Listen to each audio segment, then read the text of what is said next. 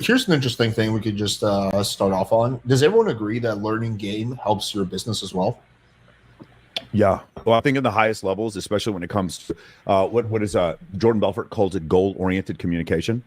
In that case, I do absolutely think it does. I think when you get to the highest levels, like really, really good telephone sales guys or closers or closing from stage, very, very similar sort of social proof type of things that happen between the last mile with a girl and also when it comes to sales, but also when it comes to charisma, humor, timing, voice inflection, things like that. I actually think it's very, very similar. There's a couple of differences.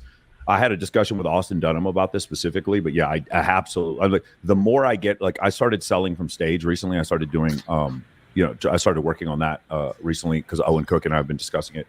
And I got to be honest with you, man, it's like when you get to the highest levels, it does really feel very similar. Yeah, I don't know too many guys that were good at sales that were not good with girls, or at least they were like above average. I do know a few guys who are good with girls who are not good at business, but that usually has to do with the fact that they can't stay consistently motivated. They're not disciplined. That's usually what it always comes down to. Not that they're not able to be successful, but that they have bad habits like laziness or just sloth or whatever. Or Alex, they may have a crutch. Maybe what the reason why they're good with girls is because they work in a nightclub. They're really good looking. They got a friend who always has drugs around. They got a fucking mansion. Sometimes the crutch is where they become really, really good with women. But then you're right. Then when it comes to business, they're pretty bad. I'm thinking back to like when I used to work when I sold solar panels. I used to have this fat Mexican guy that worked with me. This dude was like fat as fuck. He was Mexican as fuck.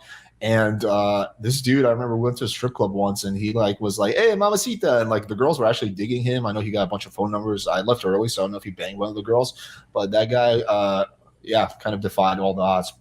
I don't know. What do the rest of you guys think about this? So I would say it does, even if you're in a technical field, it does, because when you're meeting people, it's social psychology, and when you're marketing your company, it's literally just social psychology. And the better you are with people, the better you are at marketing. So like, even if you're doing something technical, I think it helps you. And I'm sure all of us have like tons of student examples of they've mastered their communication, their social skills, their dating life, and then they find that they want to grow in other ways.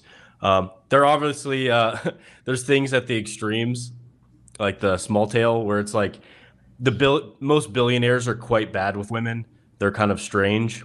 And then obviously people that go way too down the rabbit hole of meeting girls, they oftentimes do it at the expense of their own business growth because it's just so fun to get laid. But yeah, I'd say in general, improving your social skills is going to improve your ability to be a great business person, even if you're in a technical field. I think one interesting thing to think about is that when it comes to like any career or at least any kind of corporate job, whether you're doing technical things or you're doing marketing, there's two parts to climbing the ladder. There's your technical knowledge, but there's also a big social component to it, like who can play the game better.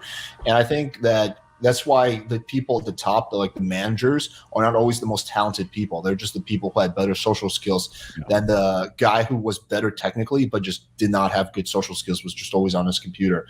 So I think that's also something interesting to think about. Like whatever career path you're on, it's not just your technical knowledge. In fact, some careers, it might be your social skills over your technical knowledge that allow you to climb higher. Just my 2 cents on that. Yeah, and I think it's a huge motivating factor. I think a lot of guys, the reason they go to business is because they always just wanted to get the girl, right? So I think that's motivating. But I'm with Offset. A lot of my students, to be honest, they come in, you coach them up, they start getting really good with women, and then they kind of forget about their business a little bit. So I think you need to find the balance there. It goes both ways, but yeah. And I think that's because they view money as the way of compensation to make up for lack of attraction that they build with women. So if you can just teach them how to build attraction with women just straight off the bat, they don't really need it as much. But yeah, I'd agree. And to be honest, like a lot of them need more of a balance. Like some of them come in and all they're doing is working, and I'm like, do you have any friends? They're like, oh yeah, like 1 or 2 guys. I'm like, how often do you see them? It's like not very. It's like how often you going out? It's like never. It's like, okay, well maybe you do need to take a break from work, right? Maybe there needs to be more of a balance. Although that applies to some pickup guys as well. Like there's definitely some pickup guys who don't have many friends. Yeah, legit. Yeah.